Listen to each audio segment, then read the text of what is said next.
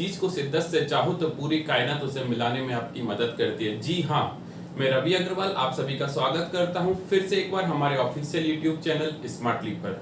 स्वागत है दोस्तों। आज हम बात करने जा रहे हैं, जैसा कि आपको पता है, IBPS क्लर्क 2020 एंड स्टार्टिंग कॉर्ड जो मेरा था वो क्यों है, इसके लिए बहुत इंपॉर्टेंट रहेगा कि ये मैंने लाइन क्यों बोली कि अगर आप चाहें तो सारी कायनात उसे मिलाने के लिए आपकी मदद करती है। उसके लिए सबसे इंपॉर्टेंट गुड न्यूज ये है कि जिन लोगों ने अभी तक, है ना, बहुत सारे लोगों ने IBPS क्लर्क का जो 2020 का फॉर्म है वो बहुत सारे लोगों ने नहीं भरा, उसी के लिए मैं यहाँ बात करने जा रहा हूँ।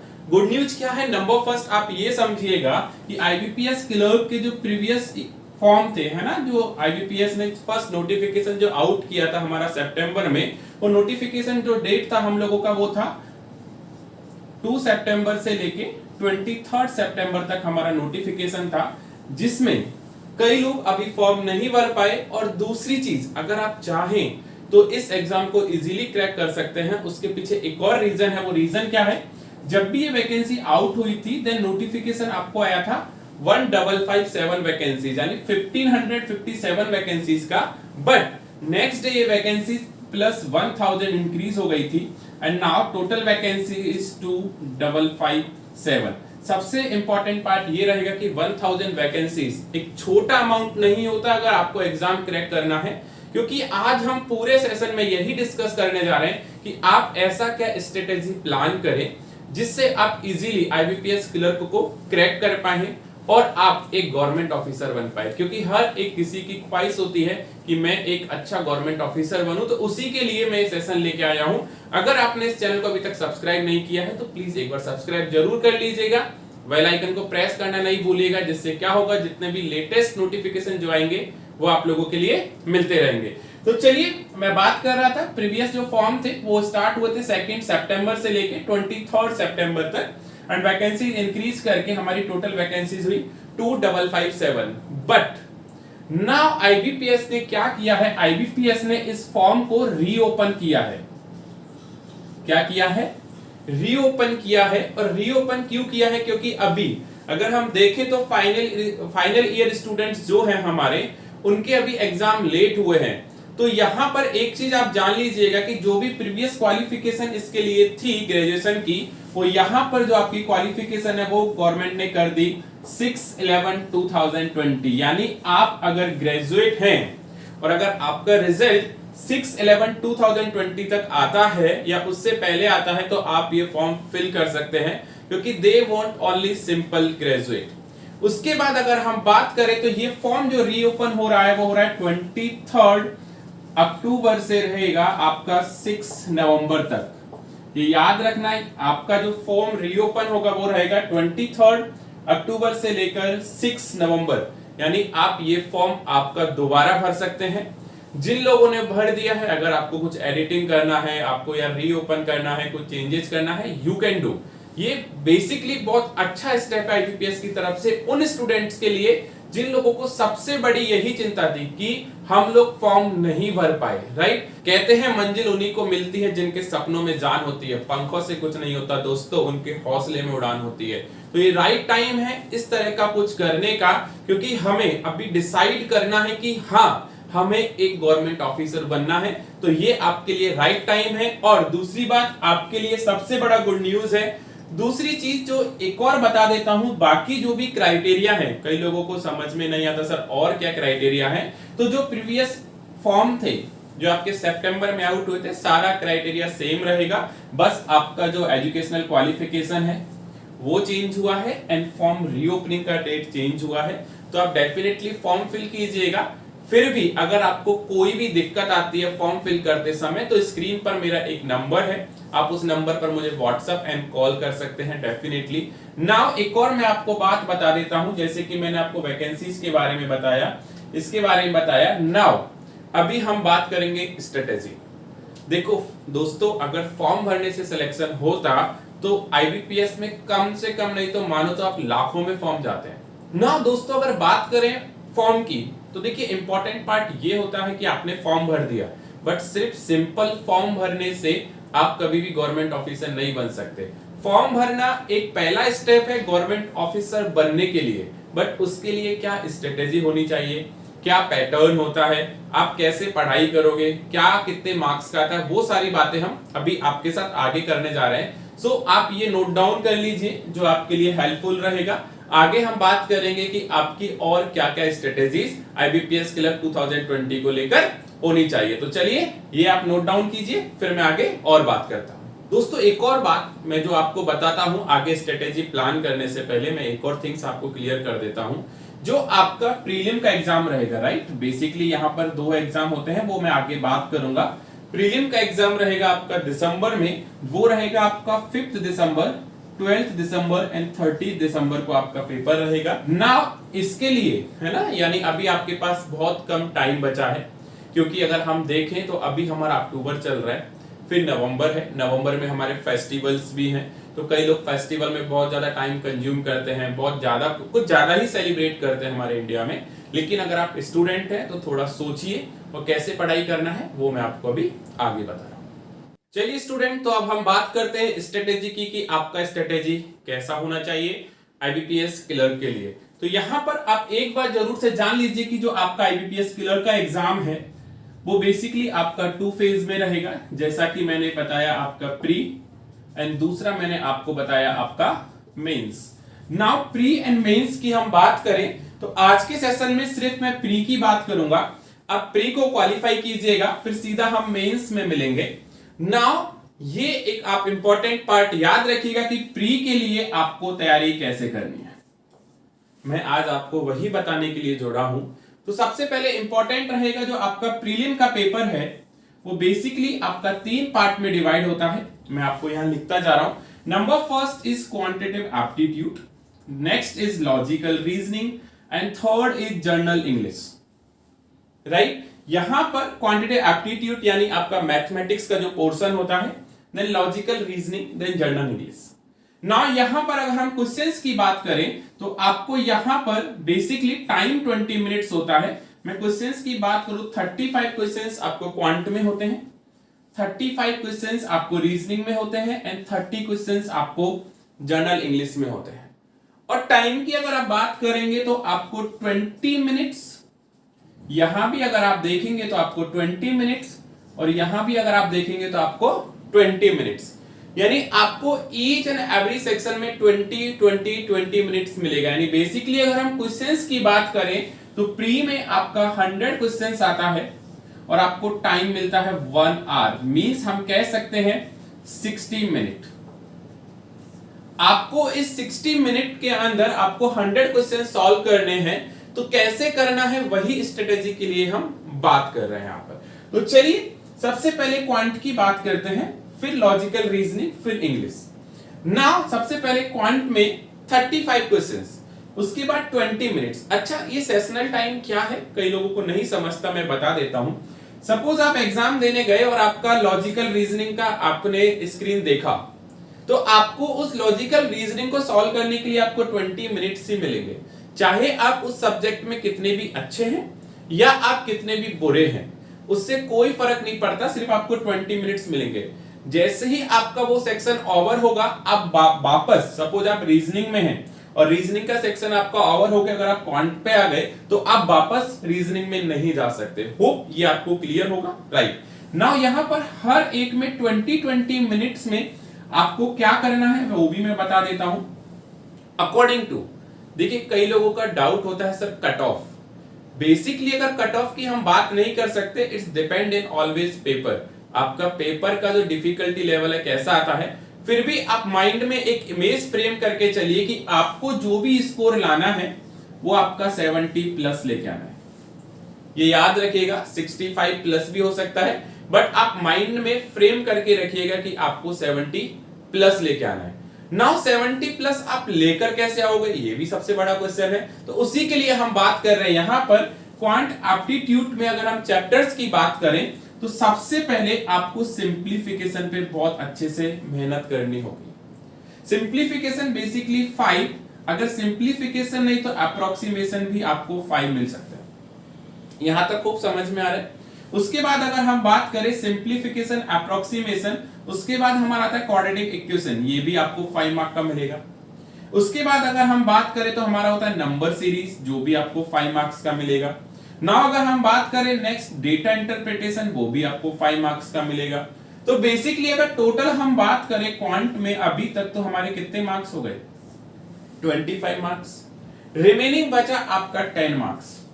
तो 10 मार्क्स में अगर आप देखेंगे तो आपके जितने भी चैप्टर हैं जो वर्ड प्रॉब्लम से रिलेटेड हैं, चाहे आपका कंपाउंड इंटरेस्ट, सिंपल इंटरेस्ट हो, चाहे आपका प्रॉफिट एंड लॉस हो, चाहे आपका रेशन प्रिपोजिशन हो, चाहे आपका टाइम स्पीड डिस्टेंस हो, यानी जो आपका टाइम एंड वर्क हो, जो वर्ड प्रॉब्लम से रिलेटेड जो क्वेश्चंस होते हैं वो सारे आपके किसके लिए मैटर करेंगे, 1 मार्क्स के लिए। दूसरी चीज करना क्या है वो मैं बाद में बताऊंगा, मैं आगे लॉजिकल रीजनिंग की बात करता हूं। सबसे इंपॉर्टेंट रहता है यहां पर sitting arrangement and puzzle. Sitting arrangement and puzzle आपके लिए बहुत वैल्यू रखेगा। और आगे बढ़ने से पहले थोड़ा सा और क्लियर कर देता हूं, कभी कभी ये अच्छा जो मैं लिख रहा हूं बोर्ड पे, ऐसा नहीं है कि पूरा पैटर्न सेम ही आएगा। आपको सिर्फ और सिर्फ यहां समझाने के लिए, आपको हिंट देने के लिए मैंने यहां पर ये सेशन लिया है। सिंप्लीफिकेशन जैसे मैंने 5 लिखा है तो ऐसा नहीं है कि 5 आएगा, हो सकता है आपको 10 भी आ जाए। It's always depend on your luck. जैसे कि सपोज मैंने डीआई आपको 5 मार्क्स लिखा है, मे बी डीआई आपको 10 मार्क्स का भी आ सकता है।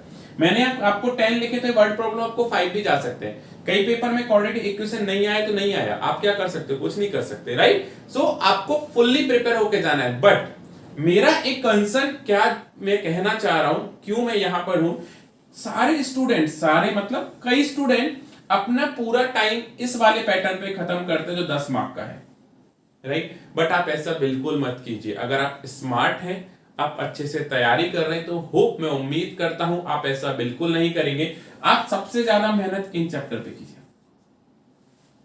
इन चैप्टर्स पे अगर आप मेहनत करोगे तो आपको रिजल्ट डेफिनेटली, क्योंकि देखो पढ़ते सब है बट सिलेक्शन कुछ ही लोगों का होता है। क्यों? क्योंकि एक बंदा अगर 1 मिनट में 3 क्वेश्चन कर रहा है और एक बंदा 1 मिनट में 1 क्वेश्चन कर रहा है, तो कुछ तो उसका स्ट्रेटेजी अलग होगा ना।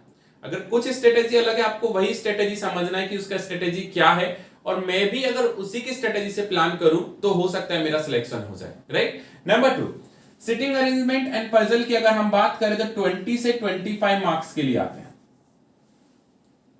ये पक्का है, 20 से 25 मार्क्स के लिए आते हैं। अदर की हम बात करें तो आपका कोडिंग डिकोडिंग है, ब्लड रिलेशन है, आपका डायरेक्शंस है, आपका ऑर्डर एंड रैंकिंग है, यानी बहुत सारे जो चैप्टर्स है, आपका इनइक्वालिटीज है, ये सारे चैप्टर्स आपको आते ही आते हैं। जैसे कि सपोज आपको सिटिंग अरेंजमेंट पजल 20 मार्क्स का है तो हो सकता है इनइक्वालिटी या कोडिंग डिकोडिंग में से 5 मार्क्स का कुछ आ जाए। फिर blood relation 2 marks, direction 3 marks, मतलब एक एक 2-2 मार्क्स के लिए आप मत जाइए, आप बंच में उठाइए। देखिए यहां भी आपको एक स्मार्ट तरीका खेलना है, आपको स्मार्टनेस दिखानी है। स्मार्टनेस क्या है वो समझिए। कई लोग सिटिंग अरेंजमेंट पजल, देखिए आप जो एग्जाम देने जा रहे हो ना, उस एग्जाम में ना आपको एक्सपेरिमेंट नहीं करने। कई लोग एग्जाम के अंदर ही सब कुछ करते, प्रैक्टिस भी एग्जाम के अंदर ही करेंगे और फिर सोचेंगे अरे यार काश थोड़ा पहले पढ़ लेता। ऐसा कभी नहीं होता। मैं आपको ये सिंपल बता रहा हूं, एग्जाम से पहले प्रिपेयर करो। एग्जाम में तो सिर्फ और सिर्फ स्ट्रेटेजी ही काम आएगी। नाउ अगर हम इंग्लिश की बात करें तो रीडिंग कॉम्प्रिहेंशन है, आपका क्लोज टेस्ट है ना, बहुत सारी चीजें हैं इंग्लिश में, उसके लिए भी आप तैयारी करो। नाउ एक और मैं आपको स्टूडेंट्स बहुत इंपॉर्टेंट पार्ट बताता हूं। नाउ यहां पर आप जो भी सॉल्व कर रहे हो, सपोज आप 25 मार्क्स आपको यहां पर लेकर आने ही आने हैं। अगर आप 25 से कम लेकर आते हैं, अगर देखो 20 मिनट्स में अगर आप 25 क्वेश्चन सॉल्व करते तो 1-2 नंबर आपके ऑलरेडी नेगेटिव में चले जाते हैं। नाउ यहां अगर आप देखेंगे तो यहां आपका 25 के अप्रोक्सीमेट आपका आना ही चाहिए। रीजनिंग एक ऐसा सब्जेक्ट है जहां आप स्कोर अच्छा कर सकते हैं। नाउ इंग्लिश, देखिए इंग्लिश एक ऐसा सब्जेक्ट है जिनको आता है ना उनको लॉजिक पता चलता है इंग्लिश का, जिनको नहीं आता ना वो बाद में पता चलता है एग्जाम सबमिट होने के बाद कि पूरा 30 आपने सॉल्व कर दिया। ऐसा बिल्कुल नहीं करना आप लोगों को। इंग्लिश में अगर आप 20 to 25 लेकर आए तो बहुत ही अच्छी बात है ना। पूरे लेकर आएंगे तो कुछ कह ही नहीं सकता, लेकिन लेकर आए तो बहुत अच्छी बात है, नहीं तो एटलीस्ट आपको 15 मार्क्स तो जरूर से लेकर आने। ये आप सोच के चलो कि इतना मार्क्स तो आपको लेकर ही आना है ना। अगर हम टोटल की बात करें, कई लोग सोच रहे हैं सर आपने तो 70 प्लस लिखा है, 70 प्लस कैसे हो गया कि सर आप बोल रहे हो यहाँ पे 23 लेके आओ, यहाँ 25 लेके आओ, 23 एंड 25 आपका कितना होता है 48, और यहाँ सर आप 15 की बात कर रहे हो, तो सर अगर हम देखें 48 एंड 15 सर टोटल 63 हो रहा है, और आप हमसे बात कर रहे हो 70 प्लस। तो स्टूडेंट्स यहाँ पर जो डिफरेंस है वो आप कवर करो जो आपके एक एक मार्क के चैप्टर है, तो ही आप सिलेक्शन के लिए जा पाओगे। ये आपका स्ट्रेटेजी होना चाहिए। नाउ एक और इंपॉर्टेंट पार्ट वो क्या रहेगा आपके लिए, आप कुछ भी करो, कुछ हो या ना हो, आप ब्रेकफास्ट छोड़ दो, क्योंकि कई लोगों के पास एक ही बहाना होता है, सबसे बड़ा बहाना है। आप किसी को पूछो चल पढ़ाई करते, बोला टाइम नहीं है, यस और नो, एग्री करते हो ना। अगर कोई बोलता है चल मूवी देखने चले, तुरंत चले जाओगे, बट अगर किसी ने पढ़ने के लिए बोल दिया ना तो तुरंत आप है ना अरे छोड़ना अभी टाइम नहीं है। समझ रहे हो मेरी बात, मैं क्या बात बोलना चाह रहा हूं। सो टाइम नहीं है, देखो अगर आपके पास टाइम नहीं है और आपको अगर गवर्नमेंट ऑफिसर बनना है तो आप ब्रेकफास्ट छोड़ दो, लंच छोड़ दो एंड डिनर छोड़ दो, क्योंकि इन तीनों को छोड़ने के बाद भी आपको इन तीनों को करने के लिए टाइम मिल जाएगा, राइट। समझ रहे हो मेरी बात। तो आप डेली प्रैक्टिस करो। डेली प्रैक्टिस कैसे करेंगे वो भी मैं आपको बताता हूं। डेली प्रैक्टिस में आप कुछ ना कुछ प्रैक्टिस करो, एक सिटिंग अरेंजमेंट, एक पजल, एक DI 5 सिंप्लीफिकेशन, ऐसे कुछ कर लो, है ना, ये सब आपको करना पड़ेगा।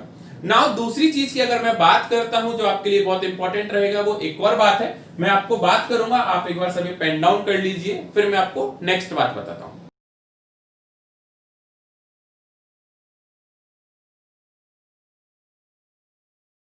नाउ इस स्ट्रेटेजी को पूरा ग्राउंड लेवल पे लाने के लिए आपको सबसे मैं इंपॉर्टेंट रामबाण देता हूं, सबसे इंपॉर्टेंट फॉर्मूला देता हूं जो आपके लिए जीवन में काम आएगा, वो है आपका नंबर फर्स्ट इज स्पीड। आपकी स्पीड बहुत फास्ट होनी चाहिए। अब ऐसा तो है नहीं कि ये कार की स्पीड है जो आपने एक्सीलेटर पे पैर रखा और बढ़ गई, इम्पॉसिबल। ये आपको कहां से आएगी, प्रैक्टिस से, राइट। आप जितना प्रैक्टिस करोगे उतना आपको स्पीड मिलेगा ही मिलेगा। नंबर 2, अगर आप बात करोगे स्पीड के साथ आपको एक्यूरेसी चाहिए। देखो ऐसा नहीं है कि अगर आप एक चीज में एक्सपर्ट है और दूसरी चीज में एक्सपर्ट नहीं है, अगर आपकी स्पीड अच्छी है चलेगा। आपने अगर जो 1 आवर का पेपर है वो अगर आपने हर एक सेशन में 2-2 मिनट बचा लिया, आपने 6 मिनट अपने पास रख लिया, लेकिन आपका एक्यूरेसी नहीं है तो क्या होगा। नंबर 2, अगर आपका एक्यूरेसी, समझ रहे हो, अगर आपका एक्यूरेसी है बट आपका स्पीड नहीं है तो क्या होगा। तो बेसिकली आपको इन दोनों को एग्जाम में क्या करना है, बैलेंस। आपने देखा होगा एक बाइसिकल को, बाइसिकल के 2 पहिए होते हैं, राइट। दोनों में बैलेंस बहुत जरूरी है, अगर एक का भी बैलेंस बिगड़ा तो आप साइकिल नहीं चला सकते, राइट। तो इंपॉर्टेंट पार्ट है आपका स्पीड एंड एक्यूरेसी होना ही चाहिए।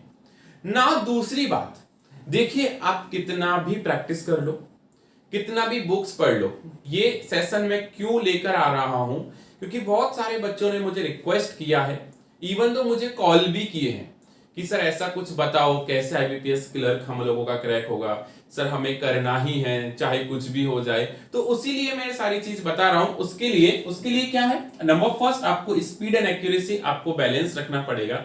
नंबर 2, कई लोग क्या करते हैं, बहुत सारे स्टूडेंट्स को देखा, सर ये बुक ले लूं, सर वो बुक ले लूं, सर इससे पढ़ लूं, चाहे वो किसी ऑथर की बुक हो चाहे वो किसी पब्लिकेशन की बुक हो। यहां पर मैं किसी ऑथर एंड पब्लिकेशन का नाम नहीं लूंगा, बट इंपॉर्टेंट पार्ट क्या है, आप सिर्फ और सिर्फ प्रैक्टिस करो, वो है आपका प्रीवियस ईयर पेपर।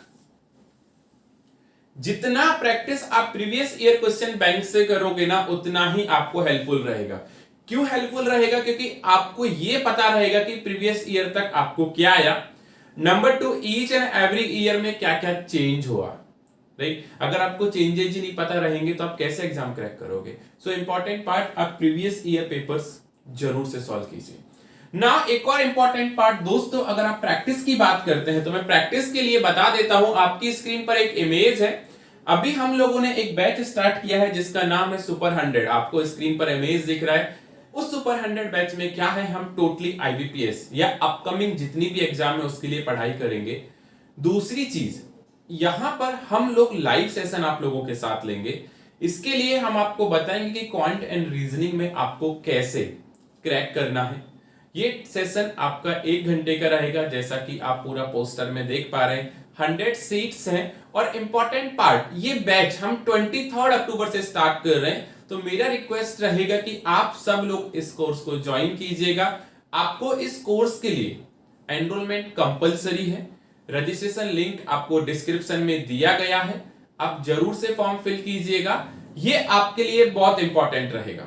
ठीक है, होप आपको पोस्टर में क्लियर हो गया होगा, बाकी सारी बातें मैं आपको और करता हूं। चलिए, तो आपने देखा अभी एक पोस्टर जिसमें आपको ये सारी बातें मैंने बताई। नंबर 2, कई सारे स्टूडेंट का क्वेश्चन होता है कि सर ये बैच कब तक चलेगा। तो दोस्तों मैं आपको ये क्लियर कर देता हूं, ये बैच आप लोगों का जो चलेगा वो आपके IBPS क्लर्क प्री तक के एग्जाम के लिए चलेगा। अगर आपका एग्जाम 5th को है तो आपके लिए 4 तक रहेगा। अगर आपका 12 एंड 13 तक है तो बिफोर 1 डे हम ये बैच चलाएंगे, जिसमें हम आपको डेली 1 आवर का सेशन लेंगे। राइट, सो आप ये सब नोट डाउन कर लीजिए। अगर आपको अभी भी कोई डाउट है, कोई भी क्वेश्चंस अगर आपके माइंड में चल रहा है, तो आप मुझे कमेंट बॉक्स में कमेंट कर सकते हैं या आप मेरे नंबर पर मुझे कॉल कर सकते हैं। बट इंपॉर्टेंट पार्ट आप भूलना नहीं कि आपको ये फॉर्म फिल करना है, जो 23 से स्टार्ट हो रहा है। 6 नवंबर को आपका फॉर्म क्लोज हो जाएगा। जो लोग पहले नहीं भर पाए, एजुकेशनल क्वालिफिकेशन की अगर हम बात करें तो 6/11/2020 यानी 6 नवंबर 2020 तक आपका ग्रेजुएशन कंप्लीट होना चाहिए। आप इजीली फॉर्म फिल कर सकते हो। होप जितनी भी मैंने आपको बातें बताई हैं आपको जरूर से समझा होगा। Thank you so much for watching this video. Don't forget to subscribe this channel. Thank you so much. Thanks for watching.